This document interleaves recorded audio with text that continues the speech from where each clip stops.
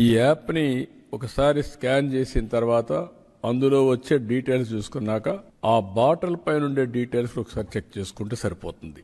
Precaution కింద bottle పైన details ఉంటాయి. యాప్లో క్లౌడ్లో డేటా ఉంటుంది. ఆ డేటా దీనికి ఇంటిగ్రేట్ అవుతుంది. ఒక బాటిల్ ఒకేసారి వస్తుంది మ్యానుఫ్యాక్చరింగ్. ఆ మ్యానుఫ్యాక్చరింగ్ అయిన తర్వాత నేరుగా వినియోగదారుడు చెక్ చేసుకుంటే చాలా క్లియర్గా ఉంటుంది. తెలుగు, ఇంగ్లీష్ 2 భాషల్లో వివరాలుంటాయి. ఇక్కడ ఇద్దరికే పెట్టాం. మద్యం బాటిల్లో రిటైల్ షాప్ కూడా ఒకసారి స్కాన్ చేసి అమ్మాల. అంటే ఒకసారి షాప్ అతను అమ్మితే నువ్వు అమ్మేసావని లెక్క. అదే సమయంలో వినియోగదారుడు ఒకసారి తీసుకున్న తర్వాత టెస్ట్ చేసుకోవాలంటే టెస్ట్ చేసుకోవచ్చు. టెస్ట్ చేసుకున్న తర్వాత ఈ డీటెయిల్స్ అన్ని వస్తాయి. అప్పుడు సేఫ్గా తాగే పరిస్థితి వస్తుంది. మూడోది, ఈ బాటిల్స్ ఆ షాపులో అమ్ముతారు కాబట్టి ఇప్పుడు బెల్ట్ షాపులు ఉండడానికి వీల్లేదు. ఇంకా ఎక్కడ అమ్ముతాడో అక్కడ జియో ట్యాగింగ్ అయిపోతుంది.